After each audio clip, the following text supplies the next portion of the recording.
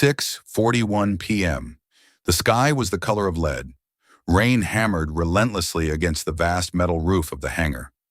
Inside, a cutting-edge commercial jet sat paralyzed, a critical failure in the cabin pressurization system, and 14 hours of repair attempts had yielded nothing but exhaustion. The investors demanded the project be scrapped by midnight.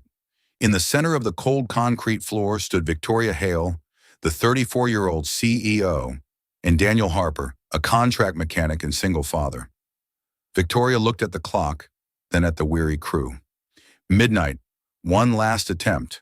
If this fails, we shut it down. Daniel stepped forward. Let me see what everyone stopped looking at. Daniel Harper was a man whose life was built on the quiet, unyielding logic of machines. At 41, his face was a map of experiences he rarely spoke about. Fine lines from years of squinting at intricate schematics and calluses from thousands of hours spent gripping heavy wrenches. He had once been the chief maintenance engineer for a major airline, the man everyone called when the impossible happened. He was the surgeon of the skies, capable of diagnosing a fuel pump issue by the mere vibration of a fuselage. But then came the pandemic. The aviation industry didn't just stumble, it plummeted. The restructuring was swift, clinical, and indifferent. Daniel was laid off, not because of his performance, but because of a cell in a spreadsheet. He didn't sue, he didn't complain. He simply took his weathered leather toolkit and began taking short-term contracts to support his 9-year-old daughter, Emma. Emma was the center of his universe, his North Star in a world that had suddenly lost its compass. That very afternoon, Daniel had sat in a small, uncomfortable wooden chair at a parent-teacher conference. The classroom smelled of crayons and old paper, a world far removed from the smell of jet fuel. The teacher's words still echoed in his mind like a recurring alarm. Emma is a gifted child, Mr. Harper, but she's becoming increasingly withdrawn. She draws airplanes constantly. She's obsessed with them, but she always draws a faint dark shadow behind them. It's almost like the plane is being chased. Daniel knew exactly what that shadow was. It was him. It was the ghost of his presence. The man who was always working, always in the background, always the mechanic fixing things for others, while his own life felt like it was held together by temporary wires in desperate hope. He saw himself in her drawings, a man defined by his absence. As he walked toward the hangar that evening, he felt a crushing weight. He was terrified that he wouldn't be able to save enough for her college, for the medical bills that always seemed to loom, for the life she deserved. He was a man who fixed the world's most complex machines, yet he felt powerless to fix the shadow in his daughter's art. Victoria Hale, on the other hand, lived in a world of glass and steel, where a single decimal point could destroy a legacy. At 34, she had inherited the CEO title of Hale Aerospace after her father's sudden, devastating heart attack. The transition hadn't been a coronation, it had been a siege. The board of directors didn't see a visionary leader. They saw a young, inexperienced girl who was playing with their precious capital. They watched her every move with predatory eyes, whispering in the hallways, waiting for her to stumble so they could install a real CEO. The new commercial jet project, the G500, was her last gamble. It was her attempt to prove that she belonged in the seat her father had left behind.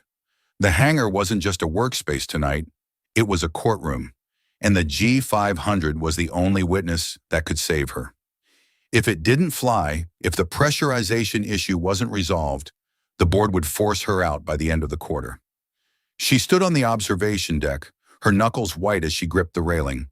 Both of them were standing on the edge of a precipice. Daniel was fighting for his daughter's security. Victoria was fighting for her father's legacy and her own identity. The hangar was a pressurized chamber of silent desperation.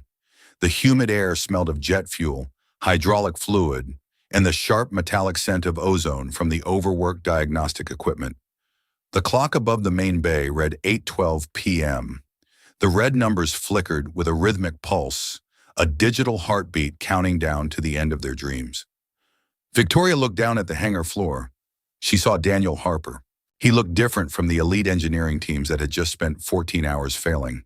They had moved with a frantic, desperate energy. Daniel, however, was just opening his toolbox. He moved with a slow, deliberate grace. He wasn't looking at the scowling investors in the corner or the flickering clock. He was looking at the airframe with the intensity of a doctor examining a dying patient, searching for the one thing everyone else had been too tired or too arrogant to see. Daniel didn't start by tearing into the engines or the main cabin panels. While the other engineers expected him to go straight for the primary compressors, the obvious suspects in any pressure failure, Daniel did something that made the younger technicians scoff and exchange mocking glances. He requested a total system reset, including a deep manual override of the automatic diagnostic software. "We've already run those tests 3 times, Mr. Harper," a young lead engineer said, his voice dripping with condescension and the bitterness of someone who had already given up. "The software says the primary seals are compromised.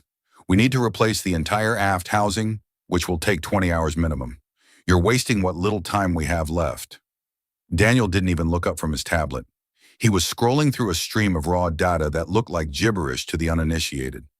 "The software tells you what it was programmed to find," he said, his voice calm and steady. "It's looking for a failure it recognizes. It's looking for a broken part.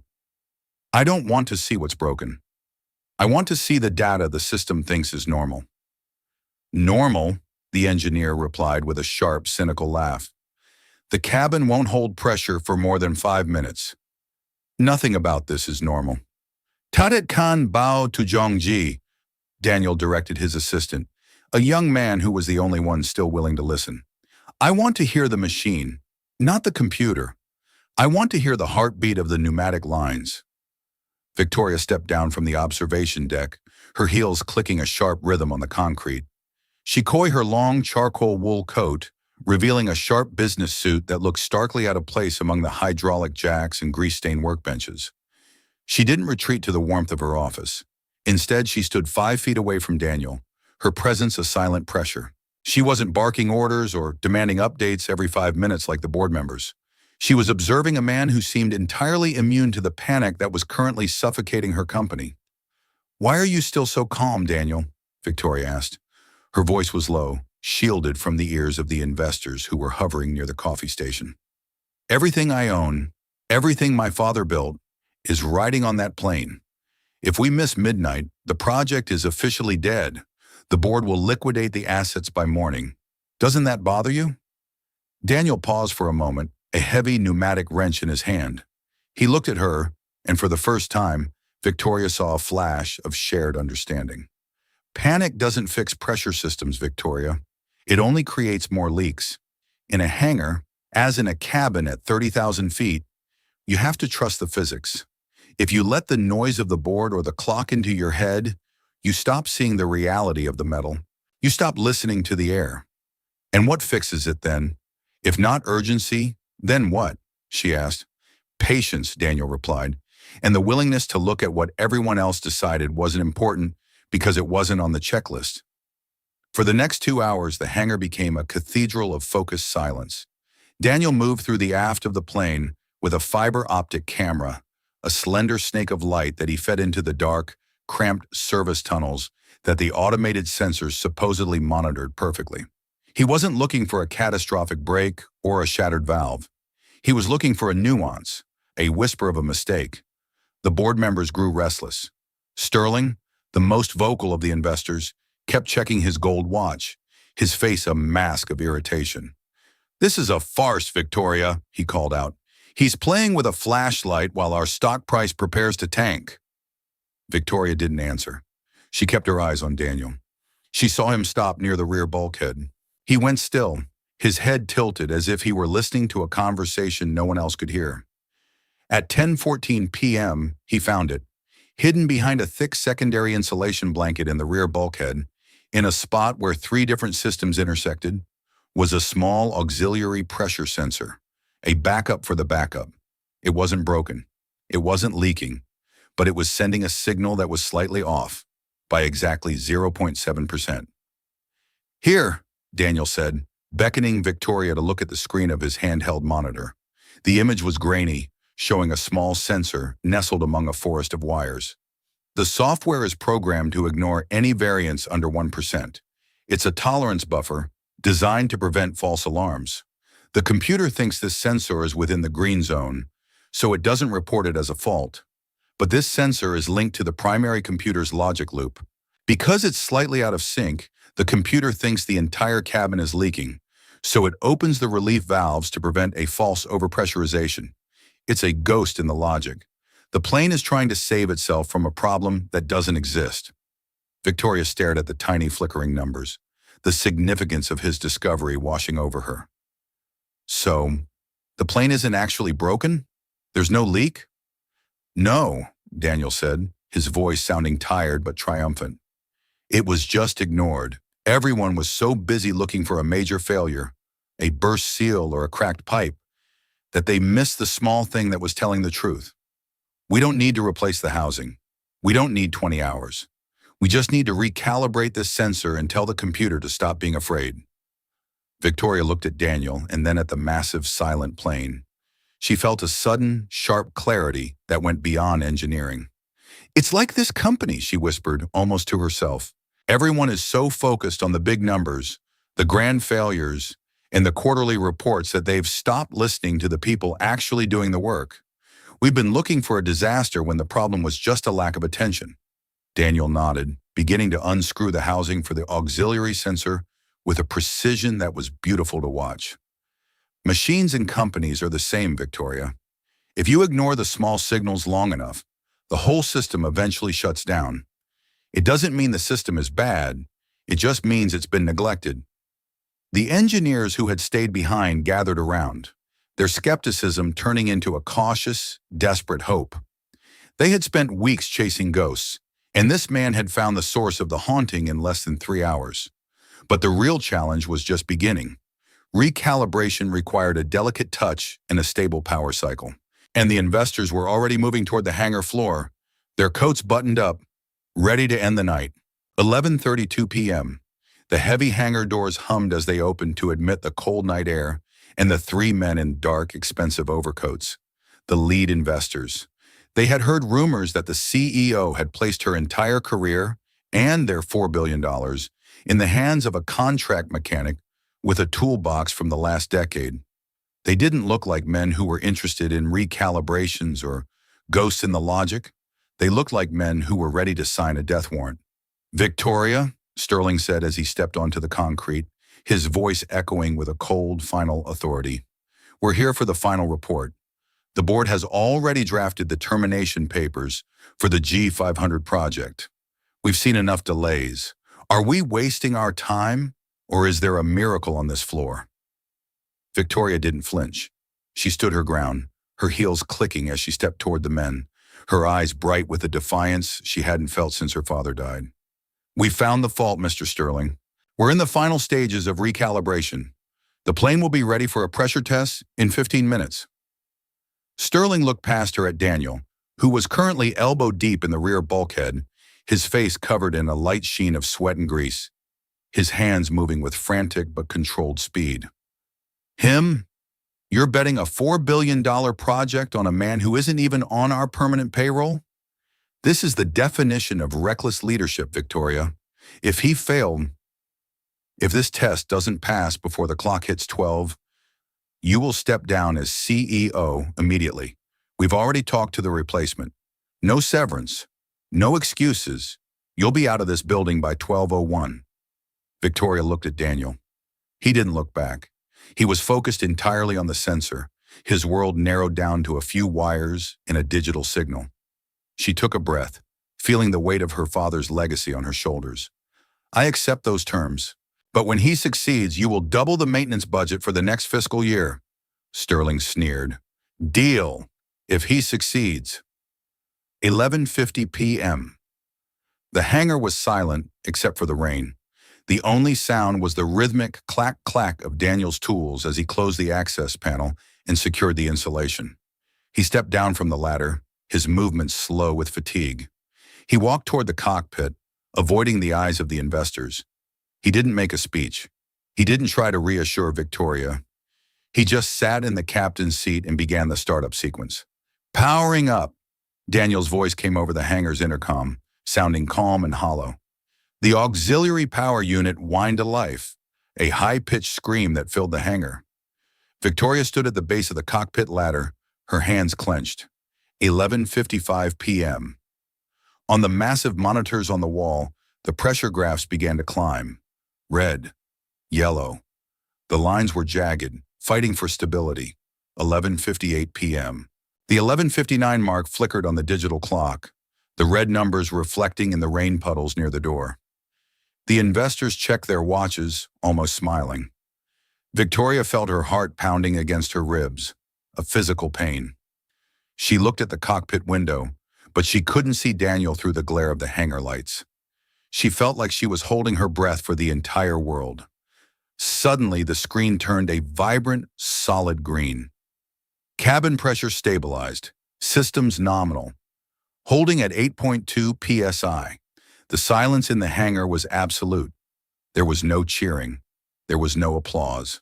Just the steady, healthy hum of a perfectly functioning machine. The investors looked at each other, their faces tightening with a mixture of shock and begrudging respect. They had come to witness a funeral, and instead, they were looking at a rebirth. "Good teamwork," Sterling said after a long pause, his voice devoid of any genuine warmth. He looked at Victoria, then at the plane. "It seems the project is back on schedule. Don't let it happen again, Victoria. We expect the certification flight by the end of the month." As the investors walked away, a younger board member, the one who had mocked Daniel earlier, paused. He looked at Daniel, who was now climbing down from the cockpit, methodically wiping grease from his tools and placing them back in his worn leather bag. He looked like a man who had just finished a routine oil change, not saved a multi-billion-dollar corporation. "So, Harper," the board member said with a sneer, "you fixed it. You're the man of the hour. What do you want? Recognition? A massive bonus? A front-page story in the industry journal? Name your price." Daniel stopped. He looked at the man, his eyes tired but sharp. Then he looked at Victoria. His voice was quiet, but in the silence of the hangar, it carried to every corner. "I want steady hours. I want a contract that guarantees me a schedule where I can be home when my daughter wakes up. And I want to never have to choose between fixing a machine for people like you and being there for her school play. That's my price." The hangar went silent once more. The engineers, the technicians, and even the security guards looked at Daniel with a look that bordered on awe. It was a request that none of them had ever dared to make in a world of high-pressure KPIs, 90-hour work weeks, and the constant fear of being replaced by a spreadsheet. Daniel turned to Victoria. "The system is fixed, ma'am, but if you keep running it at this temperature, if you keep pushing these people and these machines until they scream, it'll break again. People aren't built for a 100% duty cycle. Neither are machines. You need to fix the culture, or you'll just be chasing more ghosts next month." Victoria watched as Daniel walked toward the exit, his toolbox in hand. He wasn't looking for a promotion. He wasn't looking for power. He was simply a man who knew his value and knew what that value was for. Victoria realized that the high-pressure system she had been trying to maintain wasn't just killing her project, it was killing her soul. The climax wasn't the plane being fixed. It was the realization that the definition of success she had been chasing was entirely, fundamentally wrong. Victoria Hale had a choice to make. She could have taken the win, satisfied the investors, and gone back to the same culture of fear and burnout that her father had established. Or she could do something radical. A week later, Victoria didn't call Daniel into her office. She went to the small hangar where he was working on a private prop plane. She arrived without her security detail, wearing jeans and a Hale Aerospace jacket. "Daniel," she said, leaning against a workbench, "I'm here to offer you the position of technical consultant for the entire G-Series fleet."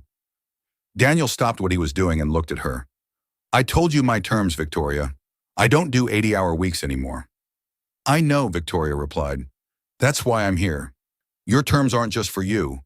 I'm making them the new standard.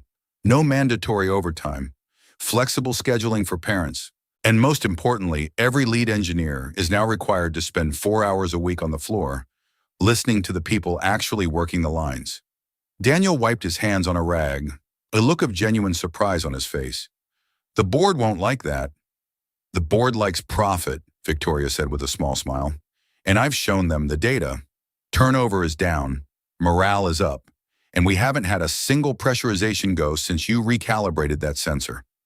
I want you to help me fix the company, Daniel, not just the planes." A few days later, Daniel brought Emma to the main hangar. It was a Saturday morning, and the facility was quiet. Victoria was there, waiting for them. It was the first time Emma had ever seen the massive commercial jets up close. She stood in the shadow of the G500, her eyes wide with wonder. Daniel knelt down beside her, his hand on her shoulder. "This is what Dad fixes, Emma. This is why I was away so much." Emma reached out and touched the cold, polished aluminum of the fuselage. She looked at the vast, complex machine and then back at her father. "Do they fix you too, Dad?" she asked in her quiet, small voice. Daniel's breath caught in his throat. He looked at Victoria, who was standing nearby, her eyes shimmering. He smiled and pulled Emma into a hug.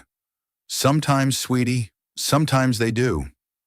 Victoria heard the question, and it hit her harder than any investor ultimatum ever had. She realized that for years, this company had treated people as replaceable parts in a massive machine. They hadn't been fixing people. They had been breaking them. She began to implement the Harper Standards. She established a family fund for employees in crisis. She dismantled the toxic KPI system that rewarded presence over performance. She made it a policy that no one, not even her, could be contacted for work-related matters after 7 p.m. unless it was a true aviation emergency. "You saved this place, Daniel," Victoria said one evening as they walked through the quiet hangar. "The investors are calling me a genius for the new culture and the increased efficiency. They don't realize it started with a single sensor." "I didn't save anything, Victoria," Daniel replied. "I just showed you the leak. You're the one who chose to fix the whole system instead of just patching the hole." The shadow in Emma's drawings began to change. She stopped drawing a dark figure behind the airplanes. Instead, she began to draw a small girl and a man sitting in the cockpit together, both of them smiling, with the sun shining brightly through the glass. The airplanes weren't scary anymore. They were just machines that her dad helped to fly. And Daniel was no longer just a ghost in the background. He was the man who came home for dinner. 3 months later, the day of the final certification flight, the hangar doors were wide open, and the morning sun poured across the concrete floor like liquid gold. The G500 was sitting on the apron, its engines humming a confident, steady song. Victoria stood on the observation deck, watching as the pilots did their final walk-around. This time, she wasn't clutching her tablet or checking the stock market. She was holding a cup of coffee and talking to Emma, who was explaining the difference between an aileron and a flap. Emma held out a new drawing she had made that morning. It was a picture of the G500 soaring through a bright blue sky. Underneath the wings were 3 people, Daniel, Victoria, and Emma, all holding hands. At the bottom, in Emma's neat, careful handwriting, were the words, "Sometimes one chance is enough." Daniel was on the ground, finishing a final check of the landing gear. He looked up at the deck and gave Victoria a thumbs up. He looked younger. The deep lines of stress on his face had softened, and the ignored light in his eyes had been replaced by a quiet, steady pride. As the tug began to pull the jet toward the runway, Daniel walked over to the deck. He took Emma's hand as they watched the plane roll away. "She's ready," Daniel said quietly. Victoria nodded. "We both are." No one talked about the money that day. No one talked about the stock prices or the board's approval. The air was filled with the sound of a perfectly tuned engine and the laughter of a child. The G500 accelerated down the runway. It lifted gracefully into the air, its wings catching the light as it climbed toward the clouds. It was a triumph of engineering, yes, but it was also a triumph of humanity. When someone is given a real chance, a last chance that isn't built on threats but on trust, they don't just fix a machine. They fix the way we look at the world. They fix the way we value the person standing next to us. They remind us that the small signals, the ones we usually ignore, are often the ones that matter the most. Daniel Harper went home that day at 4:30 p.m. He didn't check his emails. He didn't worry about the next contract. He simply took his daughter to the park and watched her draw, knowing that he was finally, truly in the picture. If you believe that sometimes we don't need a miracle, just a chance at the right time. Subscribe to follow our next stories and leave a comment. Have you ever been given a last chance that changed your life? Or have you been the one to give it to someone else?